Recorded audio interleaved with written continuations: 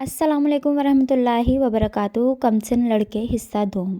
میں سرور کی پرواہ نہ کرتی اور اپنے میں مگن رہتی۔ وہ بھی اپنی حرکتوں میں بادشاہ تھا کہ کبھی میرے پیچھے بھاگتا اور میں آگے اور وہ پیچھے۔ سارے گھر میں دھمکا چوکڑی مچی ہوتی۔ کبھی ہوائی کلا بازی لگاتا اور میں ہنستے ہنستے لوٹ پوٹ ہو جاتی۔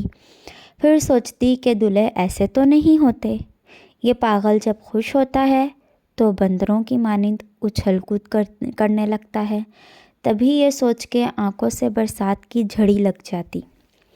میرے رونے سے سرور کو خوشی ملتی تھی۔ میں روتی تو وہ اور میرے رلانے کے اسباب کرتا۔ کبھی چھڑی اٹھا کر مارنے لگتا تاکہ یہ اور روئے۔ میں مارے بچنے کو دوڑتی، کبھی برآمدے میں، کبھی چھت پر اس کو خوب چکر لگواتی۔ وہ تھک کر بیٹھ جاتا تو مجھے کو روتے روتے ہنسی آ جاتی اور میں تالیاں بجانے لگتی۔ یہ تماشا پڑوسی بھی دیکھتے، افسوس کرتے، کبھی دانتوں میں انگلیاں دبا لیتے۔ میں 2-3 دن ہی سرور کے کمرے میں سو پائی۔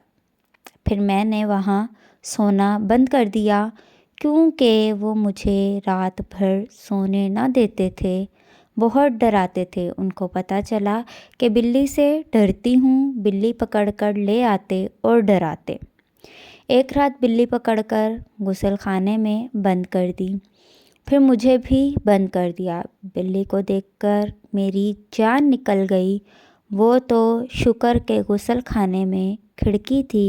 میں نے کھڑکی کھولی تو بلی شرافت سے کود کر باہر نکل گئی، مگر سرور کو تو میرے ڈرنے سے اس قدر محظوظ ہوئے کہ کیا بتاؤں۔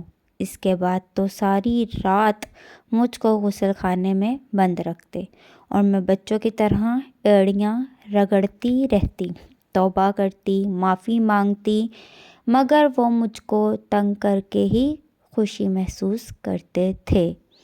کہتے کہ تم مجھے اچھی لگتی ہو اس لیے ایسی حرکتیں کرتا ہوں۔ اب میں خوف سے سہم کر سرور کی ہر بات مان لیتی تھی۔ ان کی حرکتیں ایسی ہوتی تھیں کہ میری جگہ کوئی اور ہوتا تو مر ہی گیا ہوتا۔ تبھی اپنی ساس کے پاس سونے لگی۔ سرور کو اور غصہ آیا، وہ گھر میں توڑ پھوڑ کرنے لگا۔ تب میری ساس نے سمجھا بجھا کر پھر اس کے حوالے کیا اور اپنے پاس سلانے سے منع کر دیا۔ میں کسی کو کچھ بھی نہیں بتاتی تھی، بس روتی رہتی تھی۔ وہ موڈ میں آ کر پیار کی بات کرتا، کبھی مجھ پر ٹھنڈا پانی ڈال دیتا کہ ٹھنڈ سے میری جان نکل جاتی۔ ذرا دیر بعد پاؤں پکڑ کر معافی مانگنے لگتا۔ میں ایسی پاگل کہ معاف بھی کر دیتی، پھر سے اس کے ساتھ باتیں کرنے لگتی۔ مگر جب مغرب ہو جاتی اور دن کا اجالا ختم ہو جاتا، رات ہونے لگتی، خوف آنے لگتا کہ نہ جانے اب یہ میرے ساتھ کیا سلوک کرے گا۔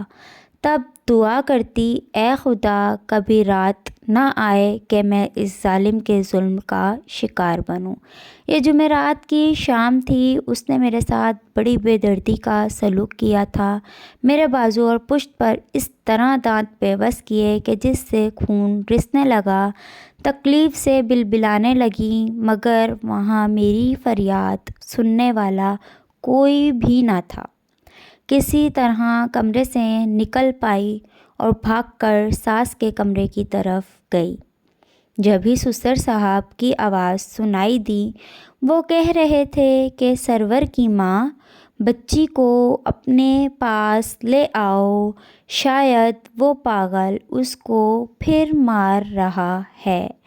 کہانی ابھی جاری ہے فرینڈز، حصہ سوم کے لیے ویٹ کریں۔ انشاءاللہ نیکسٹ ویڈیو میں حاضر ہوں گے۔